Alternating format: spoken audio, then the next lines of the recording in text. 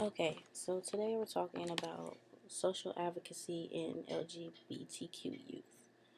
Um, so one component of the readings that challenged my belief about the LGBTQ youth was that I didn't know they were so heavily affected by poverty and had low poverty levels compared to other people in the economy. Um, that was something that I learned in the readings.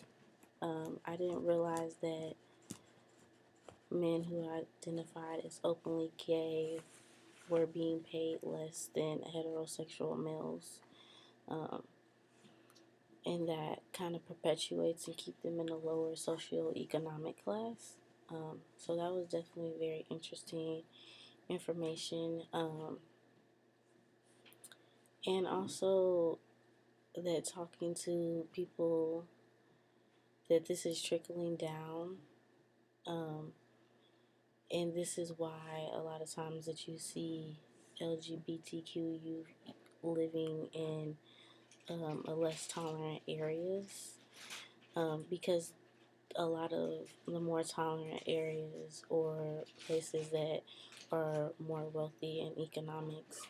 So one of the examples that they put was Austin, Texas, and from research and things like that, it is very expensive to live in Austin, Texas, or San Diego and those big metropolitan areas.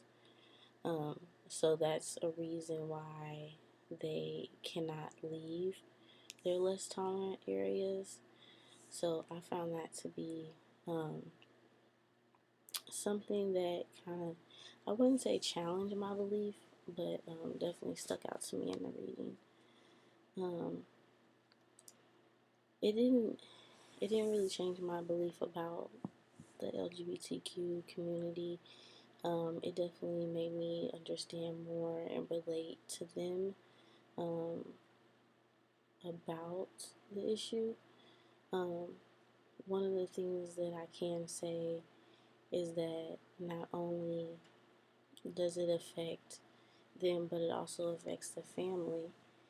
Um, and also learning that 30 to 40% of the homeless youth do identify as LGBTQI was something that I definitely wasn't aware of, and that I didn't know that was such a high percentage within the homeless community.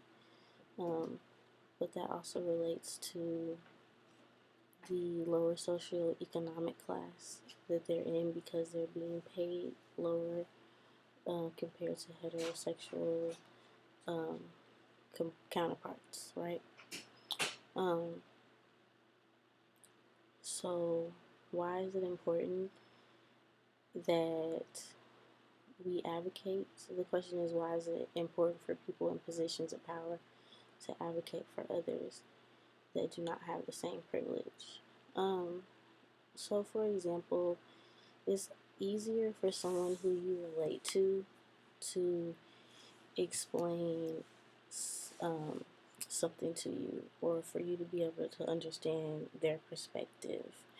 Um, so a lot of times when you're talking about racism and classism or other things, it's easier for someone to understand someone who they relate to, right? So when you have someone talking about racism, a lot of times you need the white counterpart to step up and speak to the other white counterpart about racism, or tell them why what they're doing could be perceived racist. Because a lot of times, coming from a person of color or a person who identifies LGBTQ, a lot of people perceive it as being rude, or won't really listen to their feelings or what they have to say about the topic. Um, so that's what all the isms. It's easier to have someone who you relate to more to speak about that topic when someone's not understanding really.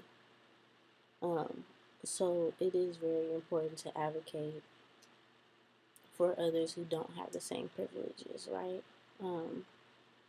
So how do I see myself being an advocate for the LGBTQ youth? My role as a school counselor. In the readings, they were definitely saying to be aware and do your research and understand the issues of the community and just be more self-aware. Also, not accusing the students when they have an issue of relating everything back to their sexual identity, treating them as a regular person who needs to be counseled, right? And not relating every issue back to being homosexual or whatever they identify as. But for me,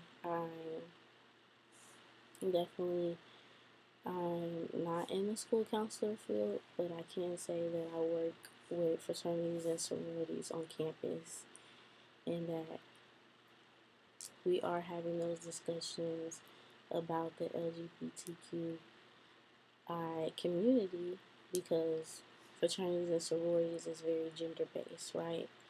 And it's literally written into their bylaws that you have to be born a certain sex to be a part of the organization. Um, so now we're having those discussions of what can we do to be more inclusive? How can we make sure everyone feels accepted? What can we do to change some of these rules that are already in place? Um, Also, are we making people feel comfortable? Are we making students feel like we're approachable and not excluding students because of their identities? Um, so there's been talks about having weekly discussions about it. Um, some people have came forward and say they won't accept people who identify as other than what they were, the sex that they were born with. So it's really just an ongoing discussion, but definitely advocating for doing it and making sure that we're accepting anyone who wants to join our communities is something that we're working on and working towards.